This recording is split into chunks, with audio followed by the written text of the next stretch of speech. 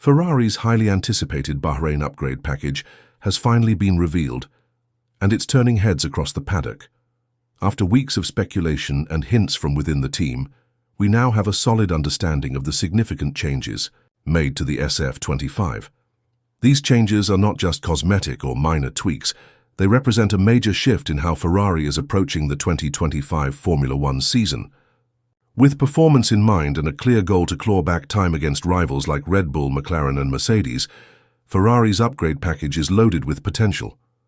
But what makes this upgrade so important is not just what we can see on the surface. It's the subtle, deeper innovations that might be hiding under the bodywork and potentially holding back the real performance gains until the right moment. That's why this video is all about what Ferrari has changed, what it means, and why there might be even more performance left to unlock. Let's start with the major components of this upgrade. The focus this time is very much on the rear end of the car, which has seen a wide range of modifications. Most notably, Ferrari has introduced a completely redesigned floor. This isn't just a new shape or a few extra flicks here and there. From the front to the back of the floor, the engineers have made comprehensive changes designed to improve airflow, enhance downforce, and allow the car to run closer to the ground, something that's become crucial in this current ground effect era. One of the most obvious changes is to the floor fences. These vertical elements at the front edge of the floor are now completely reshaped. The outermost edge of the floor has been reprofiled, which means Ferrari is trying to control how air flows around and underneath the car. This is important because the way air travels under the floor can make a huge difference in the car's overall grip and balance. Just inside of that outer edge, the team has also reshaped the second fence, which now features a new camber design. This small but clever tweak helps to guide the airflow more efficiently toward the center of the car. Moving further back along the floor, Ferrari has added a third vortex generator to the edge wing. This may sound technical, but all you need to know is that this little device creates swirling air patterns that help to clean up and manage airflow along the floor's outer edge. This has two main benefits. It strengthens the airflow structures that help generate downforce, and it cleans up the flow that enters the diffuser at the rear. A clean and stable airflow into the diffuser is essential for extracting the most performance out of the rear of the car. While all these visible changes are impressive, what's even more interesting is what we can't see. The most critical aerodynamic structures on an F1 car these days are under the floor. These include the Venturi tunnels, which are responsible for creating the powerful ground effect suction that pins the car to the track. Based on Ferrari's overall approach and the scale of visible changes, it's almost certain that they've also made internal modifications to these tunnels.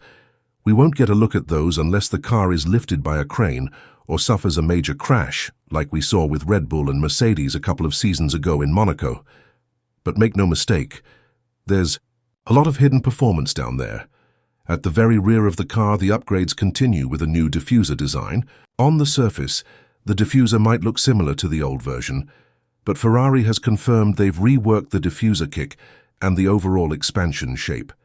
This is another highly sensitive area, especially when running the car at low ride heights. Ferrari struggled with this at the Chinese Grand Prix and were even disqualified due to excessive plank wear, which was a direct result of running too low to the ground. So this new diffuser design is likely aimed at resolving that issue by improving how the car handles when it's close to the track surface. Along with the diffuser, Ferrari has also made changes to the rear brake ducts, although no detailed images have surfaced yet to allow for a direct comparison. These ducts are not just for cooling, they play a big role in managing airflow around the rear wheels and can even impact the diffuser's efficiency. So any tweaks here are part of a wider strategy to maximize downforce without adding drag. With all these changes, Ferrari is clearly targeting two key goals. First, they want the car to be able to run lower to the ground across the entire 2025 calendar. This improves downforce, helps tire wear, and allows the car to be more stable in fast corners.